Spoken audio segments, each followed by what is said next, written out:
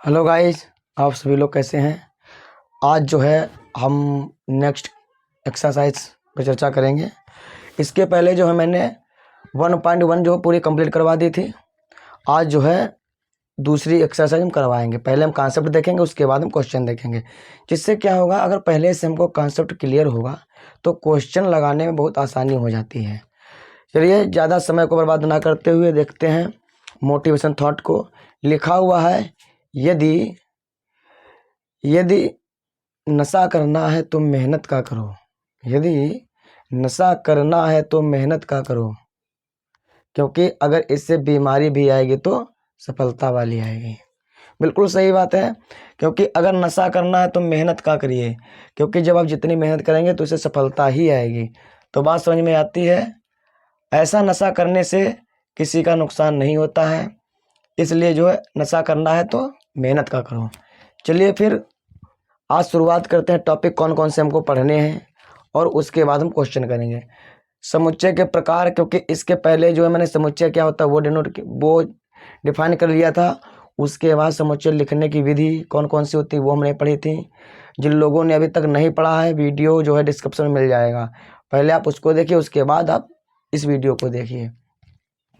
सबसे पहले लिखा हुआ है समुच्चय के प्रकार, मतलब समुच्चय कितने प्रकार का होता है, जिसमें से मैं 3 प्रकार के आज पढ़ाएंगे, उसके बाद जो है दूसरी एक्सरसाइज में पढ़ाएंगे। चलिए, लिखा हुआ रिक्त समुच्चय क्या होता है और शून्य समुच्चय क्या होता है, और परिमित समुच्चय क्या होता है तथा अपरिमित समुच्चय क्या होता है, और समान समुच्चय क्या होता है। ये 3 समुच्चय कौन कौन से, इस पर आधारित प्रश्न 1.2 में है, वो सब करेंगे। पहले हम कॉन्सेप्ट समझ लेते हैं। चलिए सबसे पहले देखते हैं रिक्त समुच्चय या शून्य समुच्चय, दोनों का मतलब एक ही है। चलिए देखते हैं।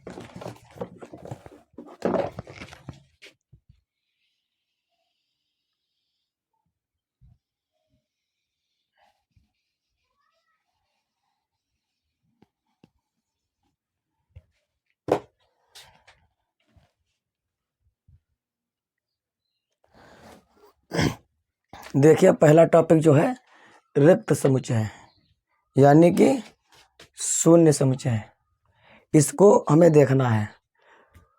तो लिखा हुआ है ऐसा समुच्चय जिसमें एक भी अवयव स्थित ना हो, मतलब उस ऐसा समुच्चय उसके अंदर एक भी अवयव ना हो, ऐसे समुच्चय को क्या कहते हैं, शून्य समुच्चय या रिक्त समुच्चय कहलाता है। इसको डिनोट करते हैं फाई से। अगर फाई कहीं पर लिखा है तो इसका मतलब सीधे सा है कि ये रिक्त समुच्चय है, और इसको जो है ऐसे लिखते हैं, ऐसे बनाकर क्वेश्चन में कोई भी अवयव नहीं होगा तो समझ लीजिए रिक्त समुच्चय है। अगर कहीं पे अगर लिखा हो,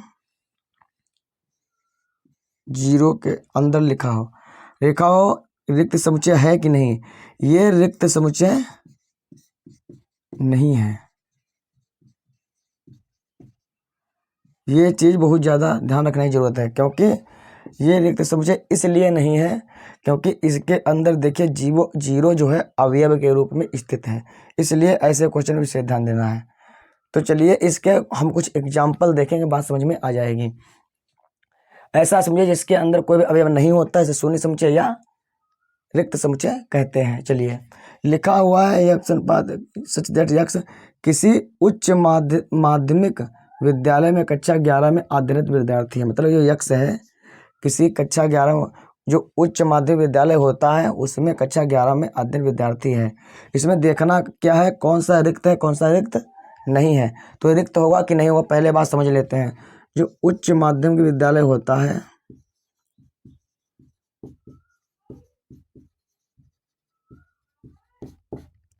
ये 9 से लेकर 12 तक होता है, ये 12 तक होता है, ठीक है। और जो माध्यमिक विद्यालय होता है, केवल माध्यमिक बोला जाए, अगर उच्च माध्यमिक ना बोलता खाली माध्यमिक बोलता तो क्या हो जाता, 10 तक। अब बात समझिए, लिखा है उच्च माध्यमिक विद्यालय में कक्षा 11 में अध्ययन विद्यार्थी है, मतलब कक्षा 11 में पढ़ रहा है उच्च माध्यमिक, जो कि 12 तक है, तो ये रिक्त नहीं है। मतलब अगर कोई विद्यालय 12 तक है तो उसमें कोई ना कोई लड़का 11 में पढ़ता होगा, समझिए बात को। लेकिन अगर यहाँ पे ये लिखा होता कि किसी माध्यमिक विद्यालय में कक्षा 11 में अध्ययनरत विद्यार्थी है तो ये रिक्त हो जाता, क्योंकि जब कक्षा 10 तक केवल स्कूल है, कक्षा क्लास 10 तक ही स्कूल है, तो वहाँ 11 तक कैसे पढ़ सकता है कोई, तो मतलब रिक्त हो जाता, रिक्त होता, यदि ये वाला कंडीशन होती, बाद में समझ लीजिए। इसीलिए जो है रिक्त नहीं है, लिख लीजिए यहाँ पे रिक्त नहीं है। चलिए अब दूसरा क्वेश्चन देखते हैं कि यक्स वर्तमान में कक्षा 9 व 10 दोनों में अध्ययनरत विद्यार्थी है। अब बात समझिए कि ऐसा कोई विद्यार्थी हो सकता है जो 9 में भी पढ़ता हो 10 में पढ़ता हो, ऐसा नहीं हो सकता है, इसलिए जो है यहाँ पे ये रिक्त है, क्योंकि इसमें रिक्त आएगा, क्योंकि ऐसा कोई है ही नहीं जो कि कक्षा 9 में भी पढ़ ले और 10 में भी पढ़ ले, अलग अलग पढ़ना पड़ेगा, एक साथ दोनों में नहीं पढ़ सकता है, इसलिए रिक्त है। यक्स स्क्वायर बराबर 9 और तो यक्स एक सम है। अब इसका जो रूट निकालेंगे तो 3 -3 हो जाएगा, ये तो विषम आ रहा है लेकिन यहाँ एक सम है, तो मतलब यक्स की वैल्यू सम नहीं आएगी, इसलिए ये भी रिक्त है, रिक्त है, या लिख लीजिए फाई, रिक्त को हम फाई से डिनोट करते हैं। चौथा एग्जाम्पल देखिए, एक प्राकृत संख्या यक्स एक प्राकृतिक संख्या है जो यक्स <5 तथा साथ ही जो है यहाँ पे साथ ही क्या है यक्स <7। इसका मतलब ये है ऐसी यक्स संख्या है जो 5 से कम है लेकिन 7 से ज़्यादा है। क्या ऐसा हो सकता है कोई संख्या 5 से कम हो लेकिन 7 से ज़्यादा हो? ऐसा नहीं हो सकता है, इसलिए जो है ये भी जो है रिक्त है, मतलब फाई। अब ये चीज़ समझ में आ गई होगी, ऐसा अवयव जिसके अंदर कोई भी अवयव स्थित नहीं होता है उसको जो है शून्य समुच्चय या रिक्त समुच्चय कहते हैं। इसको आप ऐसे भी लिख सकते हो,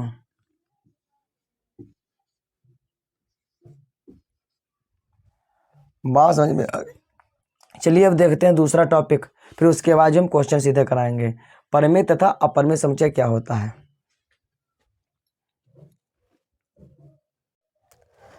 अब देखिए दूसरा समुच्चय लिखा हुआ परिमित तथा अपरिमित समुच्चय, परिमित तथा अपरिमित समुच्चय, क्योंकि मैंने पढ़ लिया है रिक्त समुच्चय तो समझ लिया है, अब समझेंगे अपरिमित तथा अपरिमित। परिमित समुच्चय क्या होता है और अपरिमित समुच्चय क्या होता है। देखिए लिखा हुआ ऐसा समुच्चय जो रिक्त है, पहली बात जो रिक्त है, अथवा जिसके अथवा का मतलब होता है या जिसके अवयवों की संख्या निश्चित होती है, परिमित समुच्चय कहलाता है। मतलब निश्चित तौर पे लिखा होता है समुच्चय, उससे ज़्यादा समुच्चय नहीं होगा, तो वहाँ पर ऐसी कंडीशन में क्या होता है निश्चित हो। निश्चित का मतलब जिसे गिन सकते हैं, इसे हम गिन सकते हैं, उसे परिमित समुच्चय कहते हैं। अन्यथा का मतलब होता है इसके अलावा जो रिक्त नहीं है या जिसके अवयवों की संख्या निश्चित नहीं होती है, ऐसे समुच्चय अपरिमित समुच्चय कहलाता है। सीधा सा लिख लीजिए आप, परिमित वो समुच्चय होता है जिसे गिना जा सके, इसको गिन सकते हैं। अब ये रिक्त समुच्चय उसको भी हम गिन सकते हैं कि इसमें 0 अवयव हैं, इसलिए वो भी जो है परिमित समुच्चय है। अब जिसे गिना जा सके वो परिमित समुच्चय, तथा अपरिमित क्या होता है जिसे गिना नहीं जा सकता,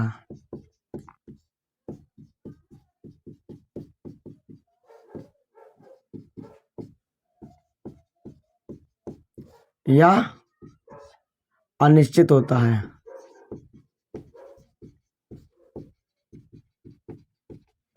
ऐसा अवयव जिसे गिना नहीं जा सकता या अनिश्चित होता है, ऐसे अवयव को क्या, ऐसे समुच्चय को हम क्या कहते हैं अनिश्चित समुच्चय कहते हैं। अनिश्चित हो उसे अपरिमित कहते हैं, और जो निश्चित हो उसे परिमित कहते हैं। आप ये समझ लीजिए, निश्चित है परिमित, ठीक, यहाँ पे भी अगर आ लगा दिया तो यहाँ भी आ लग जाएगा। अपरिमित में अनिश्चित, परिमित में निश्चित, ये बात ध्यान में रखना है। चलिए कुछ एग्जाम्पल हम देखेंगे, उससे समझ में आ जाएगा कि परिमित है या अपरिमित है। तो यहाँ पे मैंने 6 एग्जाम्पल लिए हैं, इसमें देखना है कौन सा परिमित है कौन सा अपरिमित है। अब जैसे लिखा हुआ यक्ष अनुपात यक्ष सत्तर यक्ष, सप्ताह के दिनों का समुच्चय। अब सप्ताह में कितने दिन होते हैं? 7 होते हैं, ये सबको पता है। कितने दिन होते हैं? 7 दिन होते हैं, ये सबको पता है। तो यहाँ पे हम गिन सकते हैं कितने, 1 2 3 4 5 6 7। संडे हो गया, Monday, Tuesday, Wednesday, Thursday, Friday और सैटरडे, 7 दिन हो गए। तो ये क्या हो जाएगा? परिमित हो जाएगा। ऐसे क्वेश्चन आ जाता है, कौन सा परिमित है, कौन सा अपरिमित है। अब देखिए x अनुपात से x स्क्वायर माइनस 9 बराबर कितना है? 0 के हल का समुच्चय।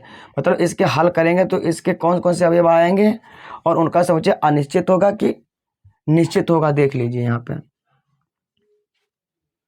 अब देखिए यहाँ पे x स्क्वायर माइनस 9 बराबर 0, तो x बराबर कितना हो जाएगा? 9, x बराबर प्लस माइनस 3। मतलब एक बार प्लस का 3, एक बार माइनस का 3 आ जाएगा। 2 ही अवयव आएंगे इसके। तो यहाँ पे क्या हो गया? रिक्त समुच्चय। तो हर एक समुच्चय में रिक्त समुच्चय होता है, ये सबको पता होना चाहिए। ठीक, अब -3 को 3 आ गए। अब 2 ही है, ये गिन सकते हैं हम। तो ये कितना हो जाएगा? -3, 3। इससे ज़्यादा तो आएगा नहीं, इसलिए क्या हो जाएगा? ये भी परिमित हो जाएगा, परिमित समुच्चय। अब तीसरा देखिए, लिखा किसी रेखा पर स्थित बिंदुओं का समुच्चय। अब किसी, जैसे ये रेखा है, इस पे बिंदु कितने हैं गिन सकते हैं आप? नहीं गिन सकते हो। कोई छोटा बिंदु है, इतने इतने ले लिए। मतलब किसी रेखा पर स्थित बिंदुओं की संख्या कितनी होती है? अनंत होती है, मतलब अनिश्चित होती है, कोई इसकी लिमिट नहीं है। इसलिए जो है किसी रेखा पर स्थित बिंदुओं की संख्या अनिश्चित होती है अथवा अनंत होती है। इसलिए वो निश्चित नहीं है, अनिश्चित है। इसलिए क्या हो जाएगा? अपरिमित हो जाएगा। अब देखिए किस यक्ष लिखा सभी सम प्राकृतिक संख्याओं का समुच्चय। मतलब पहले प्राकृतिक होने और सम होनी चाहिए। अब कौन सी हो गई? 2, 4, 6, 8। ये नहीं बताया है कहाँ तक। अगर कह देता प्राकृतिक संख्याओं का समुच्चय, अगर यक्ष <10 होता, मतलब 2, 4, 6, 8 आ जाते, तो यहाँ डॉट नहीं लगाते, क्योंकि वहाँ पे निश्चित हो जाए 10 से कम ही होनी चाहिए, तो निश्चित हो जाता वहाँ पे। तो वहाँ पे अपरिमित नहीं होता। यहाँ पे क्या हो जाएगा? अपरिमित हो जाएगा ये भी, क्योंकि यहाँ पे संख्या जो है अनिश्चित है। मतलब आप जो है, अगर आपसे कह दे सम संख्याओं का समुच्चय ज्ञात कीजिए, तो ऐसे नहीं बता पाएंगे कितने समुच्चय होंगे, क्योंकि 2, 4, 6, 8, 2 जितनी भी संख्या 2 से भाज्य होंगी सभी सम संख्याएं होती हैं। तो कितनी भी हो सकती है, अनंत संख्याएं हो सकती हैं। इसलिए जो यहाँ पे है अपरिमित होगा।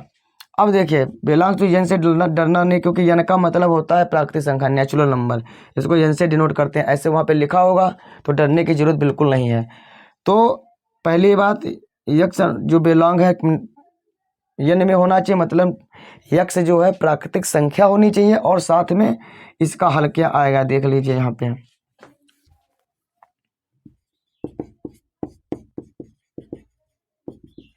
कितना हो जाए? x बराबर 4 और एक बार x बराबर 3, मतलब क्या हो जाएगा? 4, 3। 2 अवयव है, मतलब इसको हम गिन सकते हैं। प्राकृतिक संख्याएं हैं दोनों, 3 और 4 दोनों प्राकृतिक संख्याएं हैं, ये गिन भी सकते हैं और निश्चित हैं। तो ये क्या होगा? परिमित हो जाएगा। सीधा सा मतलब है। अगर यहाँ पे अनिश्चित में आ लग गया तो अपरिमित, और निश्चित में आ नहीं है तो सीधे अपरिमित से 8 हटा दीजिए, परिमित बचेगा। ये जो है याद करने का तरीका है। यहाँ पे क्या लिखा है? यक्ष बेलांग है, मतलब यक्ष एक नेचुरल नंबर है और यक्ष एक विषम संख्या है। अब यहाँ पे देखिए, ये तो पता प्राकृतिक संख्या होनी चाहिए। विषम संख्या कितनी होती हैं? 1 हो गया, 3 हो गया, 5 हो गया, 7 हो गया, 9 हो गया। इस तरीके से चलती चली जाएंगी। यहाँ पे ये नहीं दे रखा किससे कम होनी चाहिए, किससे ज़्यादा होनी चाहिए। ज़्यादा में क्या होगा? बोल रहा है कि ऐसी संख्या जो कि 2 से विभाज्य ना हो, मतलब विषम संख्या है। तो ऐसी संख्या अनंत संख्याएं हो सकती हैं, तो यहाँ पे भी जो है अपरिमित होगा। बात समझ में आ गई? कौन सा परिमित होता है, कौन सा अपरिमित होता है? परिमित वो होता है जिसके अवयवों की संख्या गिनी जा सके। अपरिमित वो होता है जिसके अवयवों की संख्या गिनी नहीं जा सकती अथवा अनिश्चित होती है। ऐसे समुच्चय जो अपरिमित कहलाते हैं। जिसकी संख्या निश्चित होती है वो परिमित कहलाते हैं। चलिए देखते हैं, नेक्स्ट टॉपिक बचा है केवल एक टॉपिक, समान समुच्चय। उसके बाद जो हम एक्सरसाइज करवाएंगे।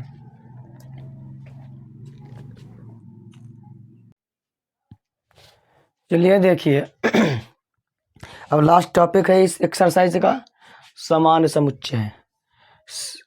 ये क्या होता है, इस पे डिसीजन लेना है। इसको डिसाइड करेंगे, कैसे करेंगे? समुच्चयों ए व बी में, मतलब जब समान के कंपेयर करेंगे किसी जगह तो दो लोग होने चाहिए कम से कम। समुच्चय ए व बी में यदि ए का प्रत्येक अवयव बी का भी अवयव है, मतलब ए का प्रत्येक अवयव बी का भी है, जो चीज ए में लिखी वही चीज बी में हो, तथा बी का प्रत्येक अवयव ए का भी अवयव हो, मतलब जो ए का अवयव है वो बी का भी होना चाहिए, तो समुच्चय ए तथा बी समान समुच्चय कहलाते हैं। मतलब ए बराबर बी जब होगा जब एक जितने अवयव ए में हैं जिस तरीके के, और वही अवयव सेम अवयव बी में होने चाहिए और उतने अवयव ही होने चाहिए, तो क्या होगा, बी का अवयव हो जाएगा। इसलिए वो दोनों समान अवयव कहलाते हैं। अगर कम ज़्यादा हुए, अलग अंक हुए, तो वो समान अवयव नहीं होंगे। ये चीज़ यहाँ पे कहना चाहता है। तो देखिए एग्जाम्पल, ए बराबर 1 2 3 4 5, बी बराबर दिया है 3 4 5 2 1, मतलब बात एक ही है, घुमा फिरा के लिख देगा, लेकिन 5 अवयव इसी में है, 5 इसमें, और एक जैसे अवयव है, कोई बदला अवयव नहीं है। क्रम आप बदल सकते हैं, पहले मैंने बता दिया था पहले वाले वीडियो में, लेकिन कम ज़्यादा नहीं होना चाहिए। इसलिए जो क्या हो जाए, ए बराबर बी हो जाएगा। अब देखिए 8 4 12 16, 8 4 12 16 और 8 12 4, इतना तो मैच कर रहा, लेकिन यहाँ 16 यहाँ 18 है, इसलिए सी बराबर डी नहीं होगा। सी बराबर नॉट इक्वल टू डी। यक्स अनुपात एक्स बराबर कितना दिया है, यक्स स्क्वायर बराबर 16। इसको हल करेंगे और इसको हल करेंगे, देखिए इसको हल करें कितना आ जाएगा, ये स्क्वायर बराबर 16, तो यक्स बराबर कितना आएगा, +-4, मतलब कौन से भी अब आ जाएंगे, -4 और +4, और इसमें करेंगे यक्स -5 बराबर 0, तो क्या हो जाएगा, यक्स बराबर 5, मतलब ये दोनों बराबर आपस में नहीं आए। यहाँ भी लिख लेंगे ई बराबर नॉट इक्वल टू एफ, ई बराबर एफ नहीं होगा।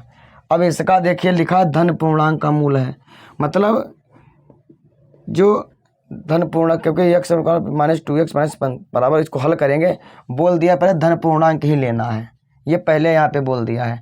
अगर बोलता केवल पूर्णांक मूल है तो दूसरे आते, लेकिन बोला धन ही लेना है कितने भी आए, तो इसको हल करेंगे -2x -15 बराबर 0।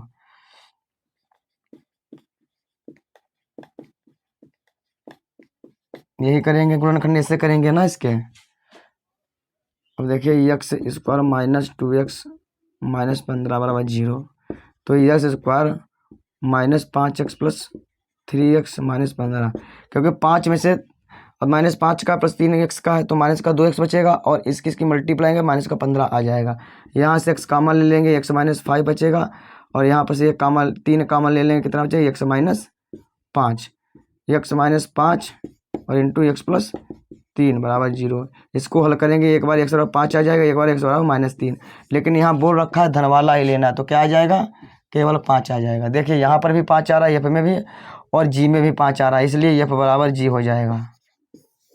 ये चीज़ ध्यान रखने की जरूरत है, क्योंकि अगर कोई भी अवयव समान दिख रहा है और बराबर अवयव हैं तो बराबर का निशान लगा के लिख देंगे, और जी बराबर एफ, बात एक ही है।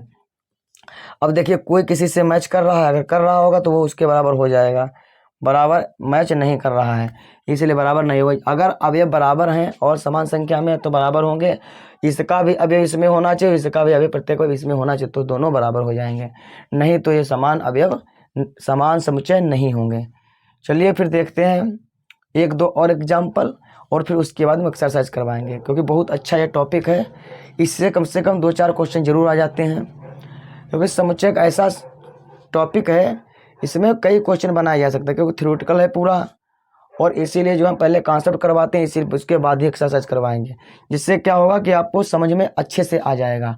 जब पहले से हमको पता होगा कौन सा समान समुच्चय है, कौन परिमित है, कौन अपरिमित है, कौन समुच्चय है, कौन समुच्चय नहीं है, तो एक्सरसाइज में कोई समस्या नहीं होती है, और आप इस कॉन्सेप्ट के जरिए जो है आप एक्सरसाइज लगा सकते हैं, अपने आप से खुद से भी एक्सरसाइज लगा सकते हो, और आप जो है एग्जाम्पल भी देख के आना है जो बुक में आपकी दिए हुए हैं, ठीक है।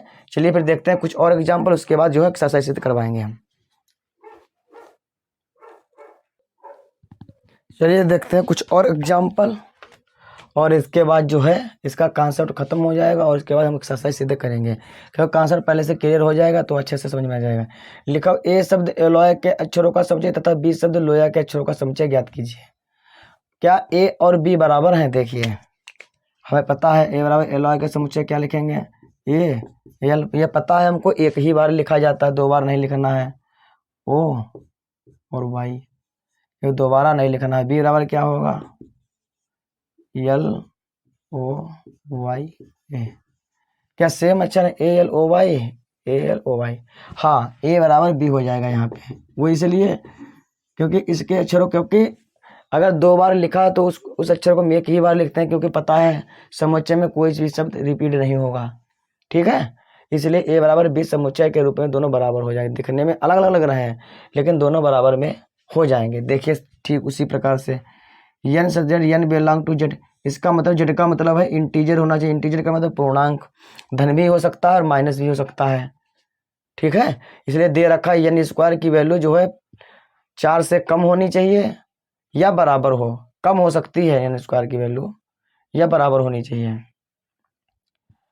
अब देखिए अगर हम एक का स्क्वायर करेंगे तब भी एक आएगा, तो भी ये 4 से कम है। अब ठीक है, 2 का करेंगे तब भी ये 4 हो जाएगा, बराबर तक है लेकिन कम है। बराबर है या कम होना चाहिए, बराबर आ गया। 0 का करेंगे तो 0 आ जाएगा।